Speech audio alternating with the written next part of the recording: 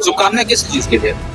शुभकामनाएं का कोई कारण होना नहीं। राजनीतिक कदम हमारी बहुत बहुत शुभकामनाएं उनको राजनीति में कदम रखने के लिए। सफल होंगे नहीं होंगे ये तो भविष्य बताएगा, लेकिन अगर as a individual as a नेता आप मेरे से पूछेंगे तो मैं शुभकामनाएं देता हूँ। राजनीति में तो सबको आना चाहिए, चाहे महिला हो, पुरुष हो, युवा हो, तो उसमें कोई दिक्कत नहीं।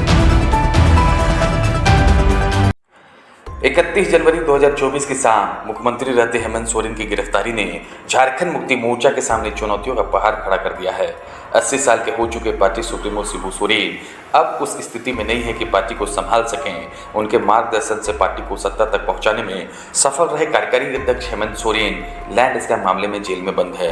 पूरा सोरेन परिवार मुसीबतों में घिरा हुआ है। शिबू सोरेन से जुड़े आय से अधिक संपत्ति मामले में लोकपाल ने सीबीआई को तेज गति से जांच पूरा करने को कह दिया है। हॉर्स ट्रेडिंग मामले में गुरुजी की बहू सीता सोरेन के सामने भी मुसीबत खड़ी हो गई है। छोटे पुत्र बसंत सोरेन मंत्री तो जरूर बन गए हैं, लेकिन वह इस स्थिति में नहीं है कि पार्टी को संभाल सके। इधर ईडी ने हेमंत सोरेन के खिलाफ जिस तरह से कानूनी शिकंजा कसा है, उससे तो नहीं लगता कि वह आने वाले कुछ महीनों में जेल से बाहर आ पाएंगे।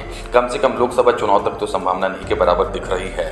पार्टी सूत्रों के मुताबिक नेताओं ने अनुमान लगा रखा है कि आगामी विधानसभा चुनाव तक हेमंत सोरेन जेल से बाहर आ जाते हैं तो पार्टी के लिए बहुत बड़ी उपलब्धि होगी। अब सवाल है कि जाम्बू किसके नेतृत्व में चलेगा? क्या कल्पना सोरेन इस जिम्मेदारी को संभालने की क्षमता रखती है? सोरेन परिवार में कल्पना सोरेन के अलावा कोई विकल्प ही नहीं दिख रहा है। परिवार के ज्यादातर सदस्य कानूनी बीच में फंसे हुए हैं, लिहाजा हेमंत सोरेन आने वाली परिस्थिति को अच्छी तरह से भांप चुके हैं। यही वजह है कि वह पिछले 1 साल से कल्पना सोरेन को चुनौतियों से मुकाबला करने के लिए तैयार कर रहे थे, ताकि उनकी अनुपस्थिति में वह पार्टी को संभाल सके। इधर कल्पना सोरेन की हालिया एंट्री से बीजेपी ज्यादा चिंतित नहीं है। भाजपा विधायक अमित मंडल ने कल्पना सोरेन को तो शुभकामनाएं भी दे दी है। ज्ञात हो कि चुनाव के वक्त हेमंत की गिरफ्तारी हुई। झारखंड में अप्रत्यक्ष रूप से राजा वाला सिस्टम चलता है, इसका फायदा कल्पना सोरेन के जरिए मिल सकता है। उनके साथ ही लोगों की सहानुभूति जुड़ी है। इसकी झलक गिरिडीह में जाम्बू के स्थापना दिवस कार्यक्रम में दिख चुकी है। बेशक कल्पना सोरेन के सामने कई चुनौतियां हैं, क्योंकि पार्टी में कई वरिष्ठ नेता मौजूद है, लेकिन कोई भी अलग लकीर खींचने की स्थिति में नहीं है। इस बात को भी नजरअंदाज नहीं किया जा सकता कि कल्पना सोरेन को लालू प्रसाद और राहुल गांधी का पूरा सपोर्ट मिलेगा, क्योंकि हेमंत सोरेन ने केंद्र सरकार से टकराने की हिम्मत दिखाई है। लिहाजा यह कहा जा सकता है कि एक मजबूत गठबंधन के साथ कल्पना सोरेन मौजूदा राजनीति में पार्टी को संभालते हुए खुद को एस्टेब्लिश कर लेंगी। ऐसा कहा जा रहा है कि कल्पना के आंसुओं में बीजेपी बह जाएगी। देखिए, ये तो सेंटिमेंटल चीज है और आंसुओं पे बीजेपी बहेगी नहीं बहेगी, लेकिन जनता नहीं बहेगी। जनता को पता है कि हेमंत सोरेन की सरकार में किस तरह से करप्शन हुआ।